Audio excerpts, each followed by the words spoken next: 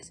Bringing out Serena Williams to Crip Walk. The sweet, innocent, but fucking diabolical smile on the camera during Say Drake. When I tell you, I was giggling and kicking my feet when he said, Say Drake. I know it was messy. I know it was messy and petty and everything that we love about Kendrick Lamar, but I need y'all to lock in because all truth, no J-Lo. I need y'all to also understand the political messages that he was sending as well. Start off with Samuel L. Jackson dressed as Uncle Sam saying, welcome to the Great American Game.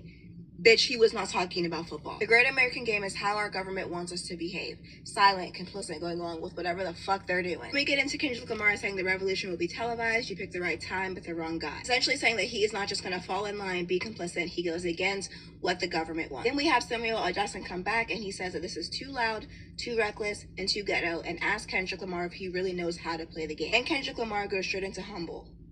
Sit down, be humble, exactly what the government wants us to do. And then immediately after Kendrick Lamar stops doing what the government wants him to do, stops sitting down, stops being humble, we see Uncle Sam come back and say, deduct one life. Please, are we following along? Then Kendrick Lamar teases Not Like Us but doesn't perform it. He says, I want to perform their favorite song, but you know they love to sue. That was a dig at Drake because, child, you know he is on the phone with his lawyers as we speak.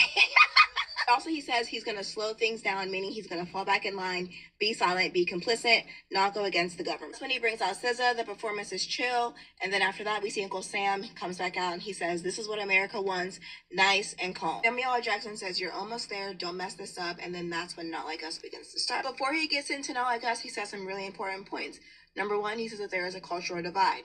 Self-explanatory. Number two, he says 40 acres and a mule, this is bigger than the music. If you're not familiar with the phrase 40 acres and a mule, that was a promise made to Black people after the end of the American Civil War, in which they were promised land and resources to help them build economically. This was a promise made by the government to Black people, which was broken, which is why Kendrick Lamar says this is bigger than the music. It points to the fact that the American government will lie to you, which is why you should not trust them, why you should not be complicit, why you should not be silent. I think the greater message that Kendrick Lamar was trying to convey is that we have got to stand up. America is a game and we cannot play the game in a way that Uncle Sam, i.e. the government, wants us to. Hope this helps. Peace and love. Talk to you later. Kendrick Lamar's Super Bowl halftime show was a masterclass of symbolism. Samuel L. Jackson as Uncle Sam wasn't random. Kendrick was setting the stage to call out America's system. Then he says the revolution is about to be televised. You picked the right time, but the wrong guy. A direct nod to Gil Scott-Heron, telling us that change is coming. Then the dancers moving counterclockwise show time reversing, undoing the system. Then they form an American flag during Humble, exposing the nation's contradictions.